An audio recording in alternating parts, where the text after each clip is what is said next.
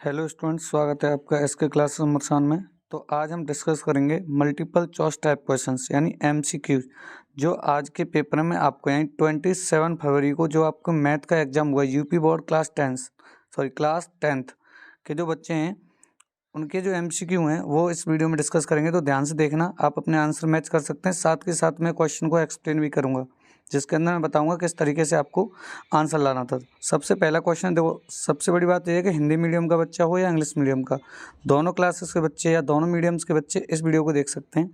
पहला जो क्वेश्चन था वो ऊपर 3x² + 5x + 2 के शून्य का योगफल पूछा था, यानी सम ऑफ जीरोज पूछा था।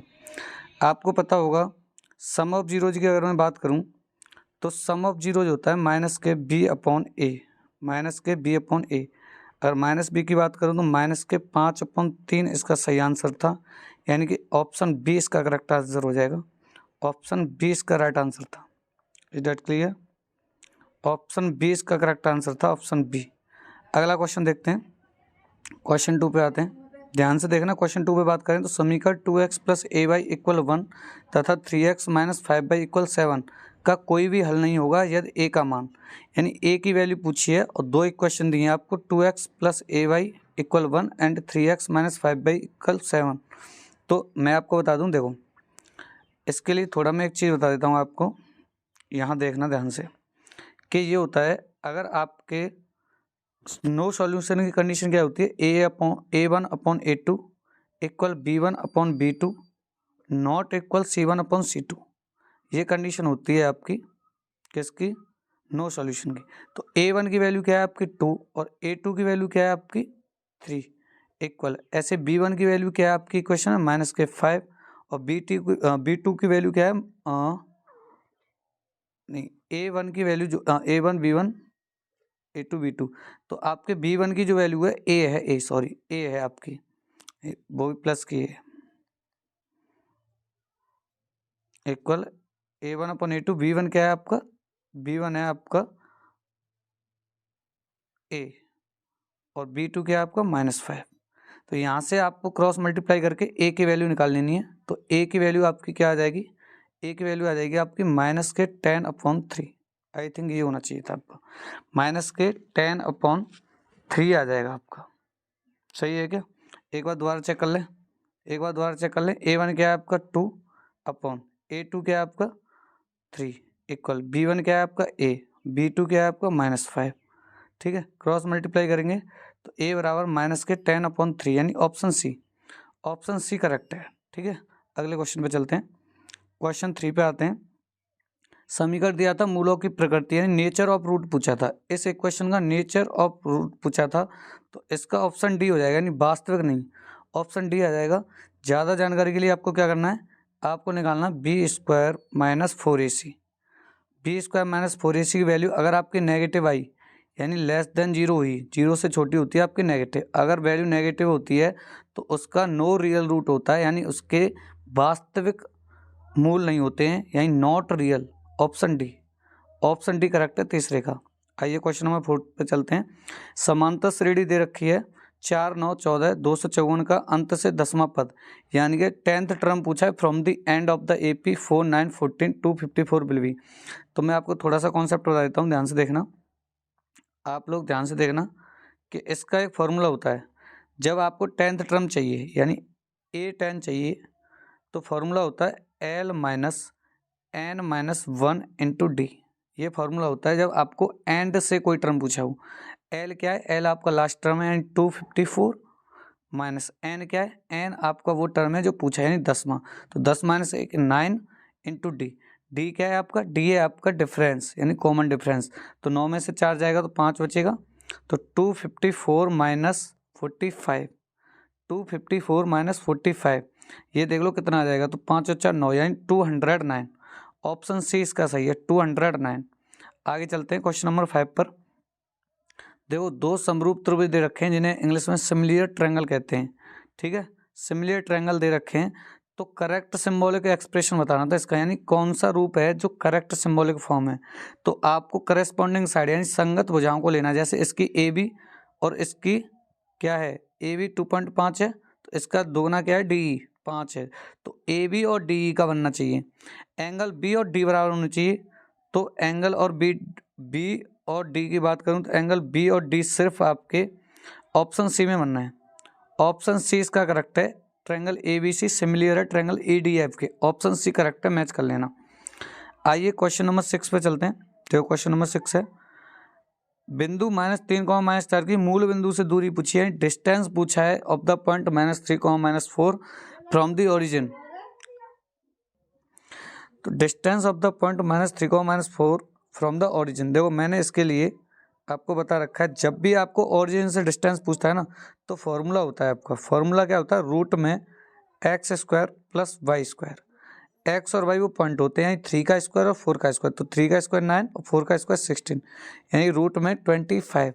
और रूट में 25 मतलब रूट जब निकालोगे तो 5, तो ऑप्शन सी करेक्ट हो जाएगा, यानी 5 इसका आंसर आना था। 5 विल बी करेक्ट आंसर। ठीक है, आगे चलते हैं क्वेश्चन नंबर 7 पर। 6 तो आपका हो गया, 7 पे चलते हैं।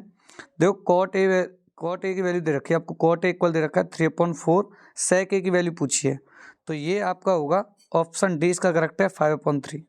कैसे साफ करके देख लेते हैं थोड़ा।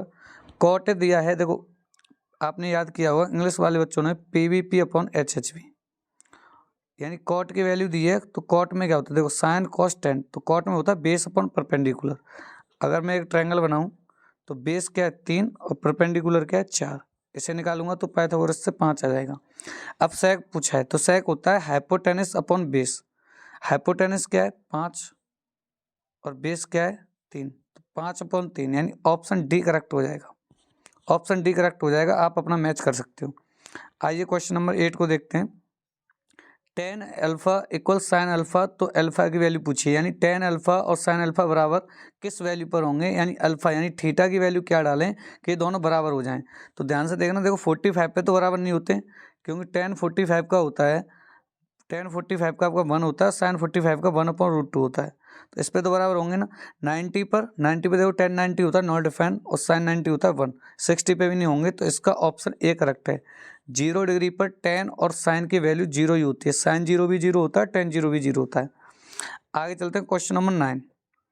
देखो रेशियो दिया है लेंथ का और शैडो का 1:√3, यानी 1:√3 का अनुपात दिया है एक छड़ की लंबाई और छाया में। तो जब भी अनुपात हो आपकी परपेंडिकुलर और बेस में, यानी लंब और आधार में कोई अनुपात दिया हो, तो tan थीटा लगाते हैं। tan थीटा बराबर दिया है 1/√3 और 1/√3 tan में किसकी वैल्यू होती है, तो थीटा बराबर आ जाएगा 30 डिग्री। 30 डिग्री की वैल्यू होती है, यानी ऑप्शन ए इसका करेक्ट है। आगे चलते हैं क्वेश्चन नंबर 10 पर। देखो एक वृत्त के व्यास के सिरों पर खींची गई समांतर स्पर्श रेखाओं की संख्या, यानी number of parallel tangent lines बतानी है जो and point of the diameter खींचते हो आप ऑफ ए सर्कल। तो ये आपकी होती हैं 2, यानी ऑप्शन सी करेक्ट है इसका। ऑप्शन सी करेक्ट है इसका। 2 टेंजेंट ड्रॉ कर सकते हो आप पैरेलल, किसके, end point of the diameter, व्यास के सिरों से 2 पैरेलल टेंजेंट ड्रॉ हो सकते हैं। ऑप्शन सी इसका करेक्ट है। चलो आगे चलते हैं क्वेश्चन नंबर 11 पर। 12 सेंटीमीटर त्रिज्या वाले एक वृत्त के 60 अंश के कोण वाले त्रिज्यखंड का क्षेत्रफल, त्रिज्यखंड का क्षेत्रफल पूछा है, यानी एरिया ऑफ सेक्टर। अगर मैं इंग्लिश की बात करूं तो आपसे पूछा है एरिया ऑफ सेक्टर। ठीक है, एरिया ऑफ सेक्टर हिंदी में ही है सिर्फ। तो एरिया ऑफ सेक्टर क्या होता है, वो होता है आपका θ/360 × πr²। ऑप्शन में पाई गिवन है तो पाई की वैल्यू नहीं लगानी। थीटा आपका 60 है, अपॉन 360 इंटू पाई को पाई रहने देना, r², r क्या है 12, तो 12 का स्क्वायर हो जाएगा 144। 60 से 360 को 6 बार काटेंगे और 6 से 144 को 24 बार काटोगे, तो 24 पाई इसका आंसर हो जाएगा, 24 पाई सेंटीमीटर स्क्वायर। और ये कौन से ऑप्शन में, ऑप्शन सी। ऑप्शन सी आपका करेक्ट है 11 वाले का। आगे चलते हैं क्वेश्चन नंबर 12 को बात करते हैं। यदि एक गोले का व्यास d है तो उसका आयतन, यानी if diameter of a sphere is d then its volume will be. Volume पूछा है स्फीयर का, तो पहली बात तो वॉल्यूम होता है जो स्फीयर का वो होता है 4/3 πr³। ये फॉर्मूला होता है आपका किसका, वॉल्यूम का। क्या होता है 4/3, एक सेकंड, ये होता है फॉर्मूला आपका, एक सेकंड, 4/3 πr³। तो 4/3 पाई क्या है, पाई को पाई रहने दो क्योंकि ऑप्शन में भी पाई है। और आर क्या है, आर आपका माना है डी, डी क्या है आपका डायमीटर, तो आर हो जाएगा d/2, तो d/2 का क्यूब, ठीक है ये तो होगा। तो 4 देखो d/2 का क्यूब क्या हो जाएगा, d³/8, और यहाँ 4/3 पाई पहले से ही है, तो 4 से इसे 2 बार काट दो, तो 1/6 d³, और इसमें पाई भी था यानी कि π/6 d³, ये ऑप्शन हो जाएगा π/6 d³, ऑप्शन डी करेक्ट है आपका। आगे चलते हैं क्वेश्चन नंबर 13। आर त्रिज्या के एक ठोस अर्धगोले का कुल पृष्ठीय क्षेत्रफल होगा, यानी टोटल सरफेस एरिया पूछा है एक सॉलिड हेमिस्फीयर का, तो 3πr² होता है, डायरेक्ट याद रखो, ऑप्शन सी करेक्ट है इसका, ऑप्शन सी करेक्ट है इसका 3πr²।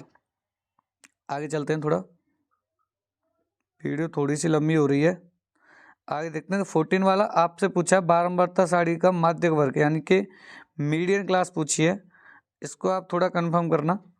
इसके अलावा देखो इसका डायरेक्ट फार्मूला होता है, इसका एक फार्मूला होता है 15 वाले का, इसका आंसर सी सही है। वीडियो काफ़ी लंबी हो रही है, आप इसको चेक कर लेना आपका सी वाला सही है या नहीं है, ठीक है। इसमें आपसे क्या पूछा है, मीन पूछा है, देखो माध्य पूछा है, तो माध्य कैसे निकालते हैं, मीन निकालने का फॉर्मूला होता है σfx/σf,